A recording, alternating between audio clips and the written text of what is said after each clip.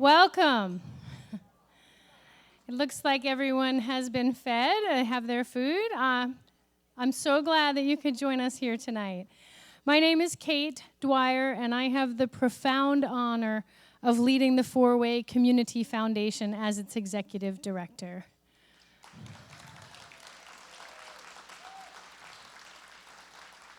Thank you. I'd like to begin by thanking my board of directors for their hard work and their vision, and for believing in me and supporting me as I guide this venerable foundation to a new level, and for all their hard work on committees and extra meetings. I feel your faith in me, and it energizes me for the work ahead. Thank you so much to our board.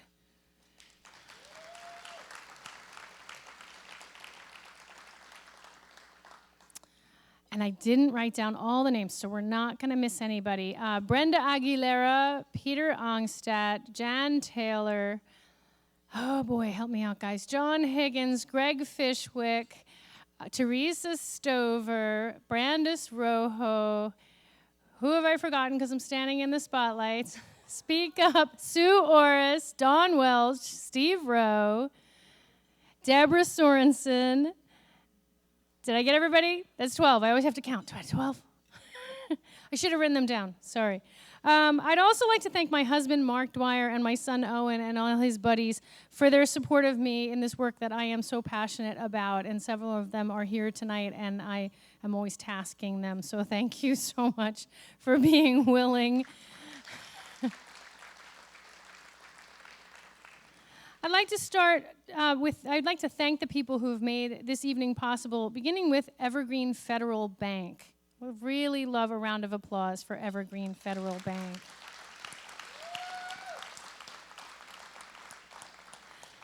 They are one of our sponsors, and they are always above and beyond for our community. So not just the use of this beautiful venue in kind, and not just their sponsorship dollars, and not just the amazing people who work here who jump in and do so much for us, but a banking relationship that is so supportive. And boy, we made such a great move moving to Evergreen Bank. We really appreciate their support.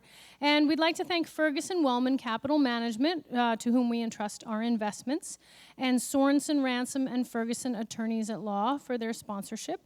And we'd like to welcome new sponsors, Pacific Power and All Care.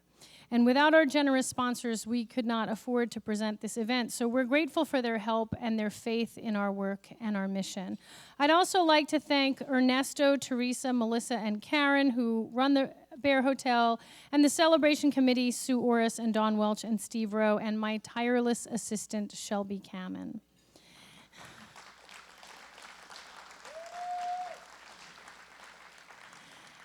Thank you to the Grants Pass High School Chamber Orchestra and the students from Project Youth Plus, our coordinator, Dina Ingalls, Pura Vida Catering, Tiny Little Bubbles Mobile Bar, Forest Vineyards, Lori Mitchell Photography, Southern Oregon Audio Visual, and John Jones and Joan Starr of Travato Winery for the door prize. And if you haven't had an opportunity to put your slip in for the bowl and the door prize, please do that. And I want to thank Chris Walker and Della Means, and you'll find out why soon, and of course our honoree, Brenda Patton.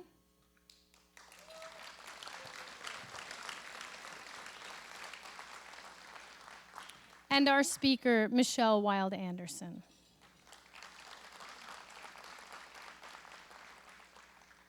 Tonight, we honor the spirit of the community that we share by recognizing the work of just one of the many people whose work in caring for their neighbors is exemplary.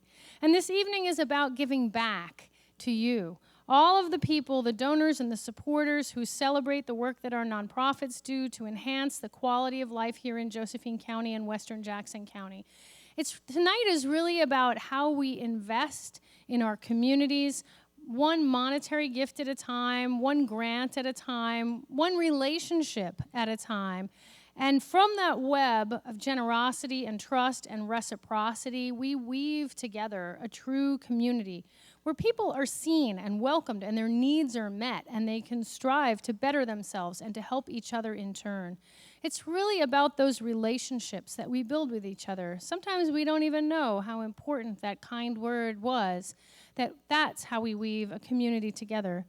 So the Four-Way Community Foundation serves our residents by helping people give back in making financial gifts, large and small, and by designing instruments of giving that are specific and particular to each donor's wishes, and by using the proceeds of investing those gifts to give much-needed grant support locally, as well as to offer our nonprofits mentoring and organizational support, and advocating for our own service area with regional and state funders and agencies. So we'd like to share with you now our impact video and some highlights from our work in 2022. So, Zero, do I just push the button? Nope, you roll them. Okay. The Four-Way Community Foundation offers grants to nonprofits in Greater Josephine County to make possible so many missions of service. In 2021, Four-Way provided $400,000 in support to more than 50 local drivers of change. At Greenleaf Industries, people with developmental disabilities have meaningful jobs they love. We build lives, they grow plants. That takes equipment. Four-Way is here for us. Access to resources requires access. A safe parking lot is easy to take for granted, but without it, we wouldn't be able to serve all the people that we do. Four-Way understands that. Foundry Village provides shelter and service to some of the most vulnerable people in our community, the homeless and the unsheltered, to provide them help in getting on a successful path to a new life. The sidewalks here at Foundry Village were provided by a grant from Four-Way Foundation. The Four-Way Community Foundation holds 3 endowments for the Boys and Girls Clubs of the Rogue Valley. These estate gifts provide us with reliable annual income towards operations so that we can focus on the kids we serve. Max's mission brings life-saving medication and training to where it's needed most. Four-Way helped us buy the car to get us there. At the Rogue Valley Humane Society, each of our furry friends gets the very best care we can give. Grants and distributions from the Four-Way Community Foundation make that possible. Project Youth Plus helps aspiring youth overcome barriers. Our doors are open, literally, thanks to Four-Way.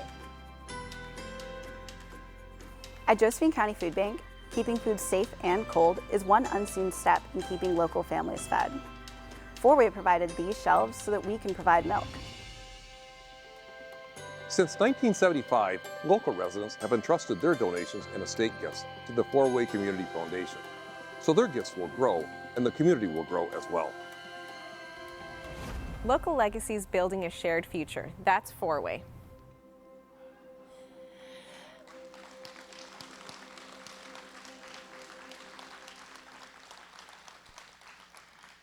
Thank you to all of our grantees who are such great sports and helped us make that video. The Four-Way Community Foundation offers grants to nonprofits.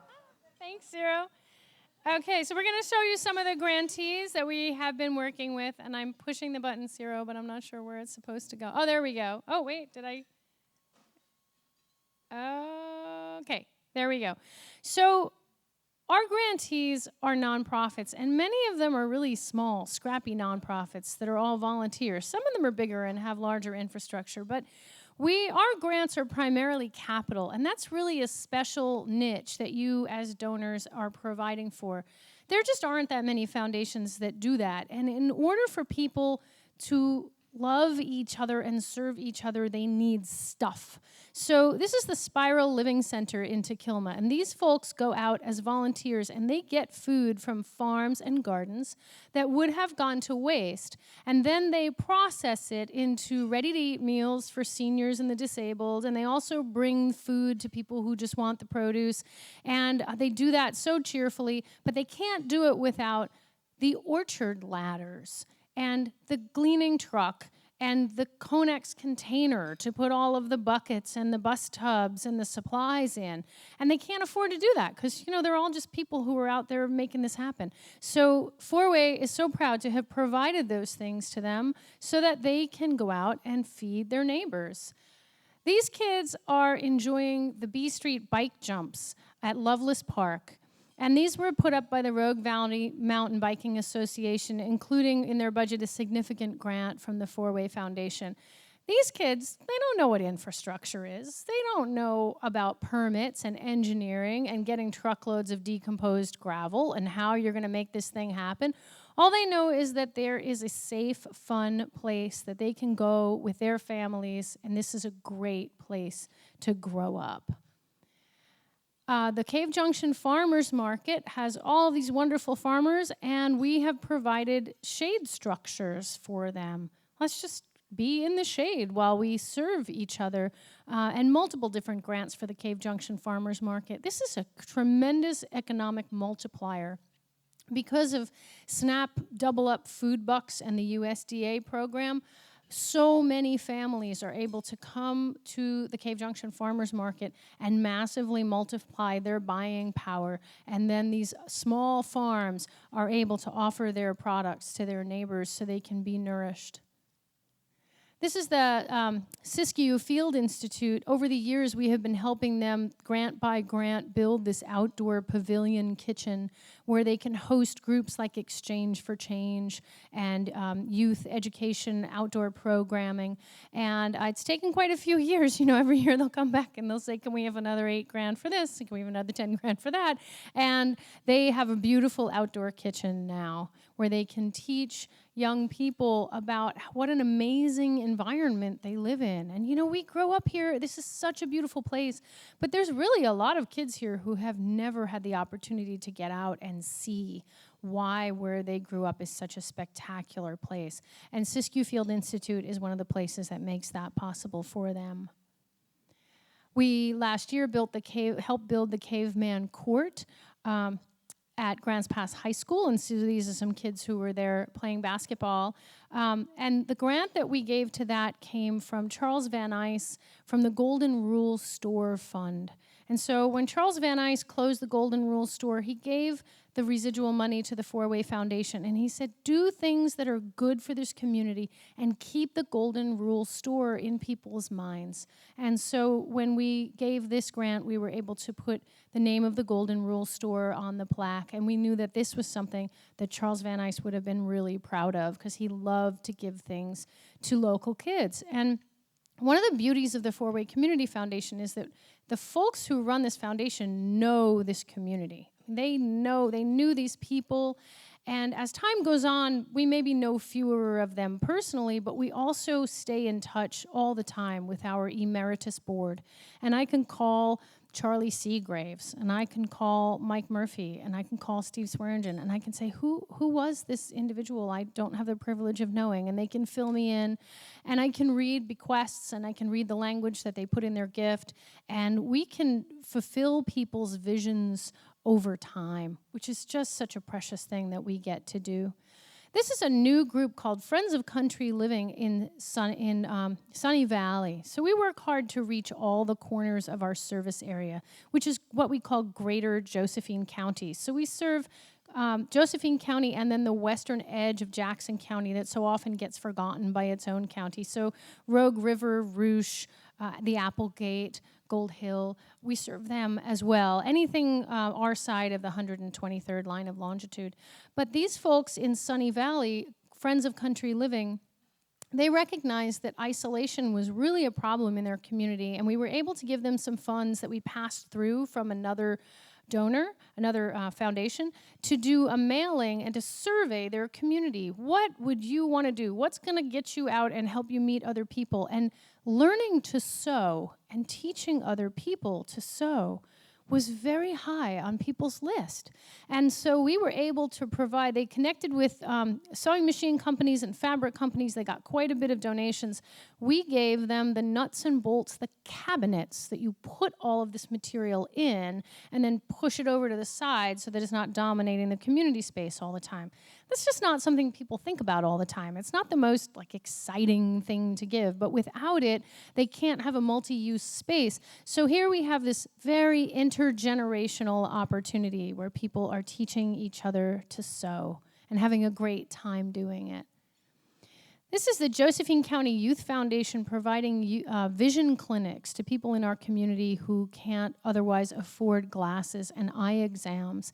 That device that the student is holding and helping this person with their glasses, that was provided by the Four-Way Community Foundation, and quite a bit of other significant, expensive vision equipment. And these high school kids are trained in how to use that equipment and how to identify problems that need to go over to the other optometrist in the room or ophthalmologist in the room, and which things can be more simply dealt with. And so these kids are actually providing hands-on, eye-to-eye service for people in their community who need glasses, and we're very proud to be able to provide that help.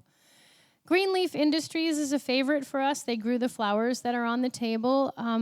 We have a special niche. We have a Field of Interest fund. And if you want to, you can make a Field of Interest fund too. Rose Douglas was an educator whose son, Gary, had Down syndrome during a time when he couldn't even go to public school. And she really wanted Josephine County to be a more enriching, loving, fun place for people like her son.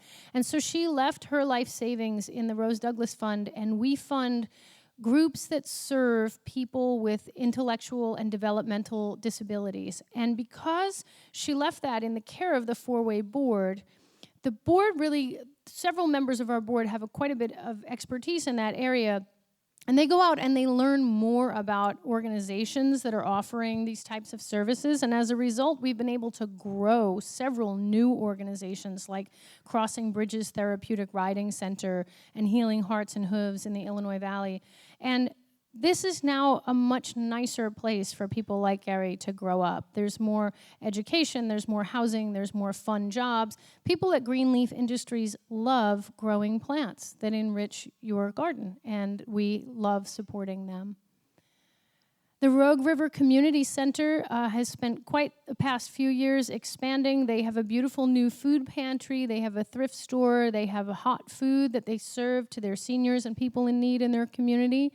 And we're just so pleased to be able to fund them and also to be able to do organizational development support for them. We've helped them with board recruitment. What does it mean to be on a board? Helping them meet other funders in the community, really working with them to be a stronger organization.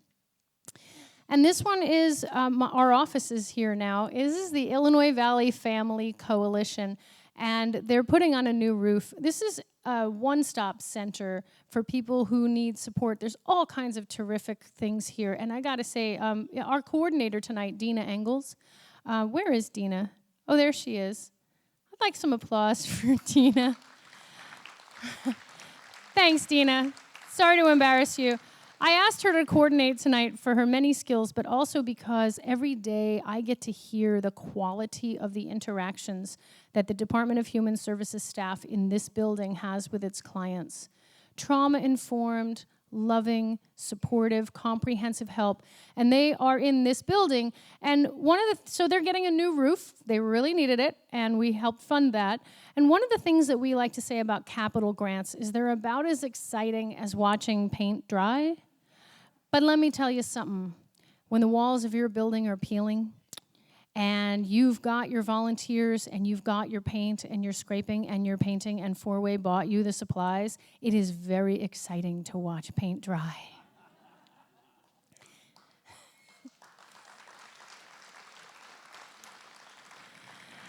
Similarly, we are working as an organization on our own infrastructure because it's the infrastructure of organizations that allows them to do the work that they do.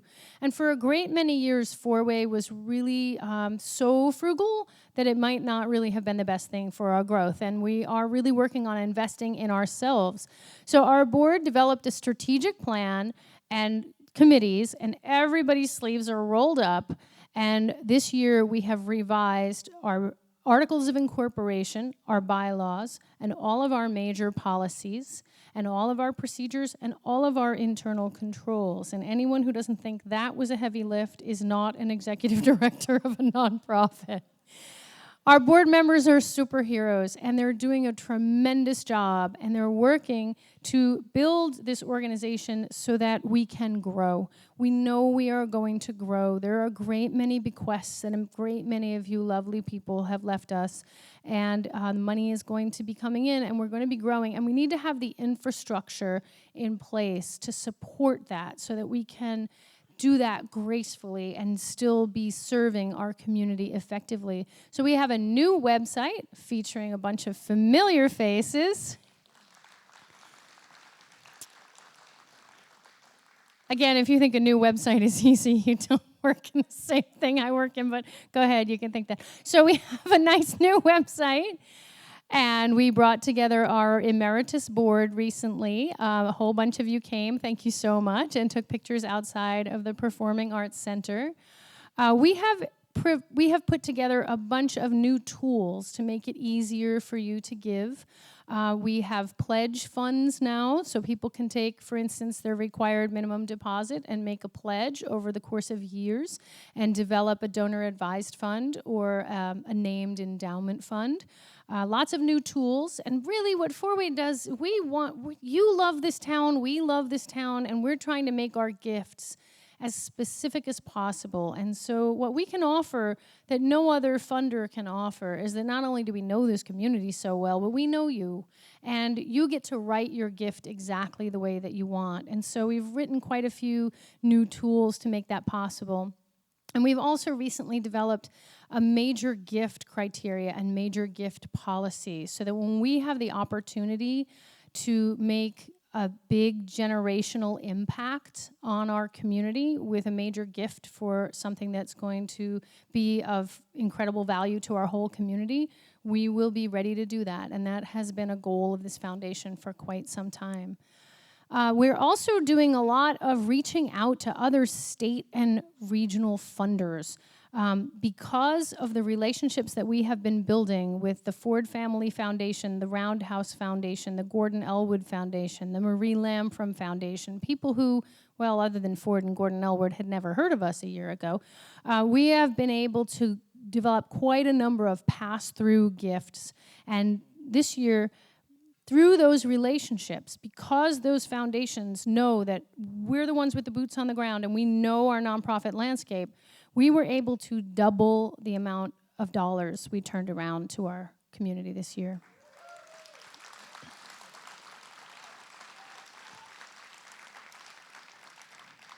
And among those dollars were dollars that were given to us for Rum Creek fire relief.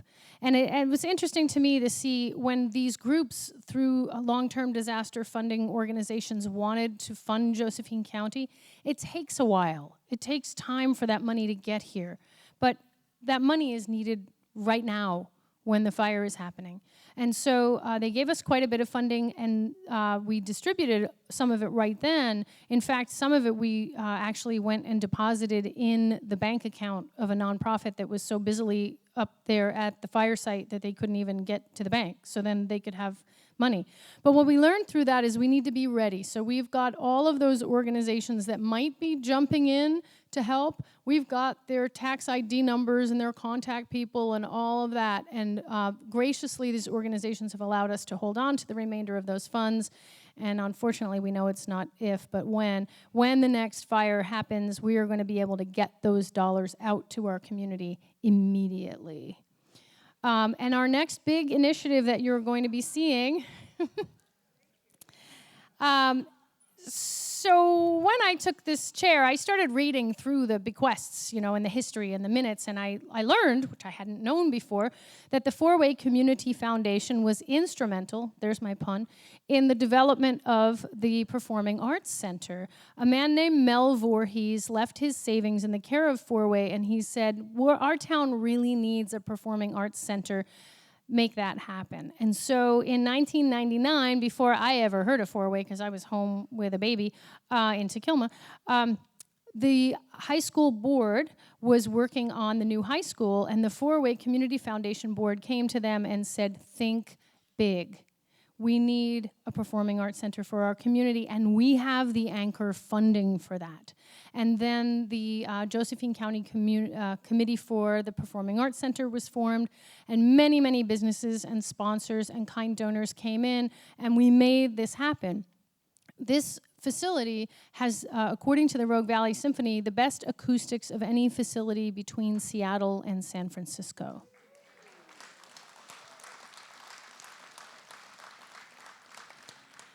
Well, it's coming up on its 25th anniversary in 2024. So I thought, well, great opportunity. We got to make sure people know that Four-Way was involved in this, right?